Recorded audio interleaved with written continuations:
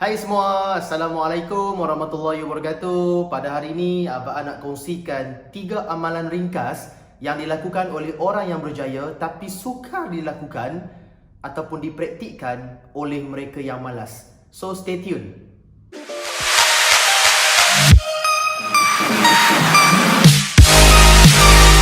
Baik, pada hari ini Abang akan kongsikan 3 tips yang mana dilakukan oleh mereka yang kaya, berjaya dan juga hebat dalam bidang masing-masing. Dan bila Abang membaca buku-buku motivasi, Abang baca biografi tokoh-tokoh mereka yang berjaya, Abang dapati, ini satu penemuan yang mengejutkan. Abang dapati ramai antara mereka mempunyai tabiat ataupun rutin harian yang sama. Ada similarity yang mana Abang rasa Abang perlu kongsikan, dan Abang pun buat perkara-perkara yang telah pun di-highlightkan oleh tokoh-tokoh ni. Dan Abang rasa apa yang Abang nak buat lebih efisien berbanding Abang tak buat tips ni. Baik, tips ni Abang rasa kita semua boleh buat sebab dia tak perlukan modal apa-apa pun. Kita hanya memerlukan diri kita sahaja. Baik, apakah amalan ataupun kebiasaan yang mana dilakukan oleh orang yang berjaya? Nombor 1, nampak macam simple, tapi benda ni memang betul-betul memberi manfaat dan faedah pada mereka yang buat. Nombor 1 ialah menulis apa yang hendak dilakukan pada keesokan harinya. Ini antara tips yang mana Abang tengok ramai orang-orang yang berjaya buat. Antaranya Bill Gates. Siapa Bill Gates? Bill Gates ni ialah pengasas Microsoft. Kalau siapa yang dia buka laptop, dia buka PC, keluar Windows tu, so siapa dia punya token ni? Token dia ialah Bill Gates. Bill Gates juga mempunyai kebiasaan yang macam tu. Dia suka menulis dahulu apa yang dia nak buat keesokan harinya. Dia nak meeting dengan siapa, dia nak buat aktiviti apa kerja yang perlu disiapkan. So apa kepentingan ataupun apa keuntungan mereka yang amalkan benda ni ataupun rutin harian ni? Mereka punya pengurusan masa akan jadi lebih sistematik dan efisien berbanding siapa yang dia tak buat. Ni ada kajian dibuat ya, 70% mereka yang sukses ataupun mereka yang berjaya menulis apa yang mereka nak buat untuk keesokan harinya.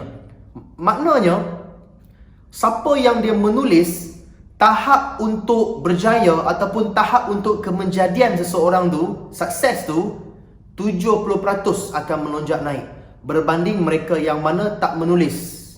Okey, faham semua? Baik, apakah tips yang kedua?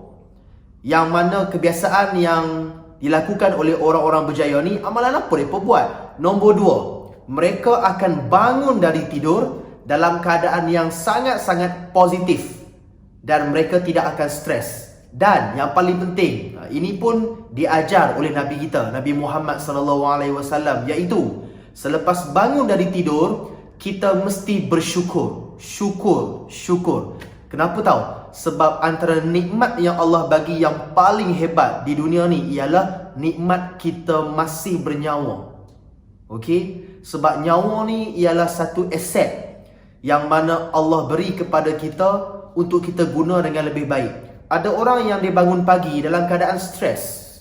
Ada orang yang dia bangun pagi, dia menyalahkan orang lain, dia cari salah orang tu, dia cari salah orang ni. Dan disebabkan itulah kehidupan dia tak berapa nak best sebab dia bermula dalam keadaan yang sangat-sangat stres lah. So kalau siapa di sini yang dia bangun tidur, tips yang kita boleh buat ialah kita syukur. Okey, kita bersyukur, kemudian kita bangun, kita seronok dapat tengok lagi wajah mak bapak kita. Kita seronok dapat tengok wajah orang yang kita sayang, orang yang kita cinta. Mudah-mudahan dengan bangun dengan cara macam ni, daripada awal positif, nanti kita nak balik masuk tidur pun kita akan kembali positif. Okey? Dan insya-Allah sentiasa bersangka baik pada Allah. Mudah-mudahan apa sahaja kita buat pada hari tersebut dipermudahkan oleh Allah Subhanahu Wa Taala. Baik, apakah tips yang ketiga? Mereka yang berjaya ni selalunya, ni tips ketiga, mereka akan melaungkan ataupun mereka akan berkata kepada diri mereka sendiri ayat atau perkataan-perkataan yang positif. Sebagai contoh, aku akan pastikan hari ini aku dapat buat tugasan tu dengan baik. Yang kedua, aku sayang keluarga aku sayang diri aku. Yang ketiga, aku pasti boleh. Ni antara perkataan-perkataan ataupun ayat-ayat yang mana mampu menjadi kita punya semangat pada hari tersebut. Bukankah apa yang kita cakap, apa yang kita laung, apa yang kita sebut tu menjadi satu doa? So kenapa kita nak bangun dalam keadaan kita bercakap benda yang tak best, sambil sikat rambut kita maki orang, sambil kita pakai compact powder, kita duk mengutuk orang, membawang pasal orang. Tu dalam keadaan seorang-seorang tu, tengok cermin duk membawang pasal orang. So bagi abang, perkara macam ni kita patut tinggalkan sebab langsung tak membawa apa faedah kepada kita.